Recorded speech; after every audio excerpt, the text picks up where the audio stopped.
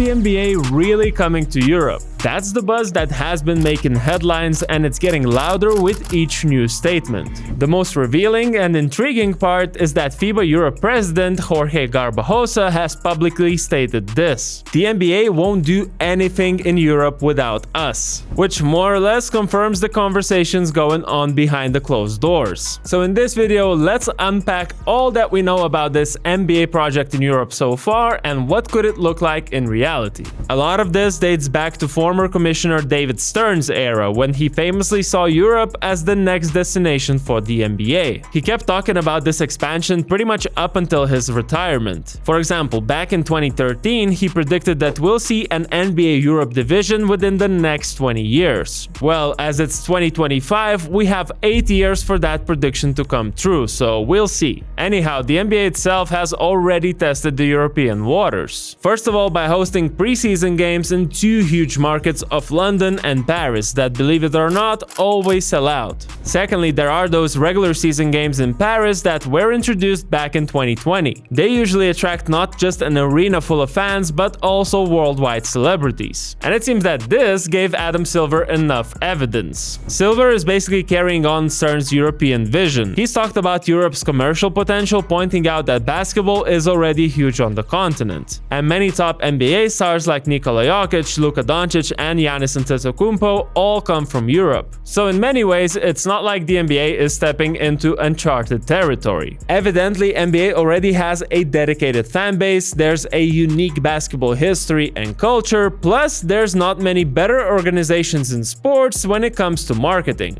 But now we arrive at the biggest question: how would it actually work in practice? And here's our first problem: we already have a major player in Europe. It's the EuroLeague. Essentially the second best basketball competition in the world, where all the top European clubs compete. Immediately you see two ways this could go. Either the NBA is going to collaborate with the EuroLeague or become their direct competitor. Now, if you remember what I said in the intro, FIBA has already stated that the NBA won't do anything without them. So here's the thing: FIBA and the EuroLeague have been sort of at war for a while now. And that's the first hurdle in the collaboration route. The second one is that the NBA has already tried working out some deals with the EuroLeague, but apparently it didn't go anywhere either, which likely leaves only one option on the table. NBA-FIBA project will be fighting for teams and fans with the EuroLeague. This can be even felt from the public statements too. As reported by The Athletic, EuroLeague's GM Paulius Motiejunas recently said that he feels EuroLeague's position is solid despite of all these NBA-FIBA rumors. Clearly, we are stronger because we know what the future holds on our side. We are stronger because we are sticking together and having a strong partner by our side. That strong partner Motiejunas is talking about? Well, that's the sports media and entertainment giant IMG, a company that the EuroLeague has been in contract with ever since they introduced the new round-robin format in 2016.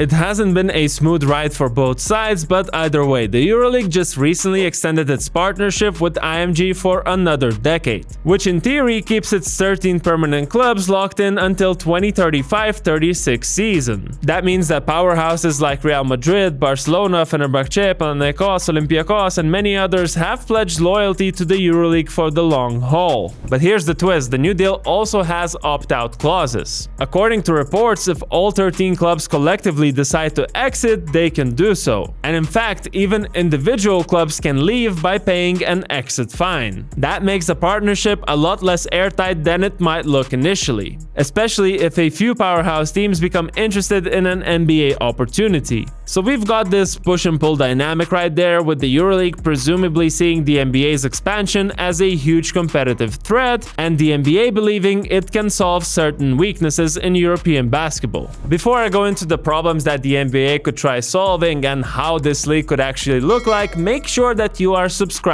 to our channel. We also have a second channel called Outside the NBA, where we talk about NBA topics exclusively, so check that out after too. Now back to the video. One of of the biggest weaknesses NBA rightfully would like to address is the money. The NBA is a global powerhouse, pulling in lucrative TV and sponsorship deals worldwide. Plus, Europe is the second largest market for NBA merchandise and viewership. Meanwhile, many, if not most of the EuroLeague clubs are not profitable and are losing money. It's a public secret that in Europe, clubs are heavily relying on the funds provided by the owners, big sponsors, and also the government. Since 2016, they've also relied on IMG for commercial partnerships. And in all fairness, that has helped boost league-wide revenue significantly, but not nearly to the levels where clubs could be making money. If the NBA sets up shop, it could potentially draw bigger sponsors and bigger broadcast contracts, which in turn increases the budget of each team. There are also possible major investments from the Middle Eastern states, which have shown increasing interest in basketball. We have already seen the EuroLeague's Final Four heading to Abu Dhabi in 2025 for the first time ever, and the NBA has also held preseason games there. Throw in the possibility of an expansion to those regions and we would be looking at unseen amounts of money. Because a scenario where NBA Europe might not be strictly limited to the continent but to the entire EMEA region is not out of the question. Another perceived weakness of European basketball is scheduling. Here's what it is: the domestic leagues are an integral part of European basketball. For some teams, most notably the Spanish ones, they are as important as the EuroLeague. And so we get a very cramped schedule. Add FIBA qualifying windows in November and February when the EuroLeague takes a break for a week, and we're looking at an insanely tight calendar. The possible NBA-FIBA project would have an advantage when solving these issues. You see, it wouldn't be two competing sides trying to find a compromise. Instead, we would have the NBA and FIBA working together and finding the best solution. Let's come back to what I mentioned earlier, the opt-out clauses EuroLeague clubs have. Why did I even highlight that, you might ask? Well, I believe that the only way a new NBA project can be successful in Europe long term is if they attract the essence of European basketball. In other words, that would be the biggest EuroLeague teams, players, and passionate fan bases. But that's a huge if. Just remember the reception that the Super League got a few years ago in European football. Yeah, the backlash and criticism it received basically shut the whole idea down. Sure, there is a difference between those two situations. European football is generating insane amounts of money already, has an established structure that's been there for decades, and worldwide viewership.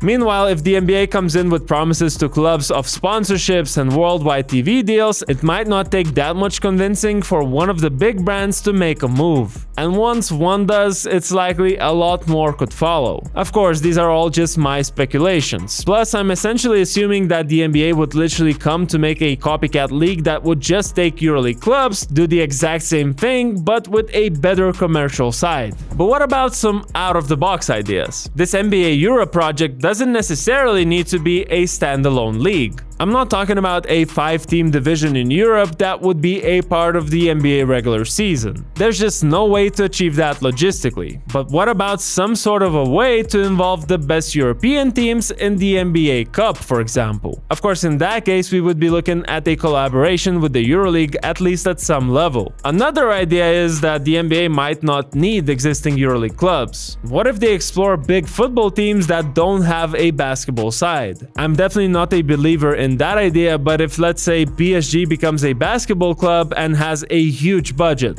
who is stopping them from buying all the best players available? And believe me, there are so many football organizations without a basketball team. Final out-of-the-box idea I saw was that they wouldn't be competing against the EuroLeague. The NBA can just set up a league for teams to showcase their youngsters, which would basically act as a breeding ground for local talent. Talent that would, of course, find its way to the big league eventually. That's the thing, we don't really know yet in what capacity the NBA wants to expand to Europe. But what we do know is there's something already brewing. FIBA Secretary General Andrea Zaglis confirmed they are in serious conversations, and there's a lot of talks about this or next year as the time for something concrete to be announced. All we can do now is just wait and speculate. So let's do that in the comments below. What do you think about this NBA Europe expansion? How would you imagine it in terms of teams and format? Also, don't forget to leave a like, subscribe, and check out our second channel right here.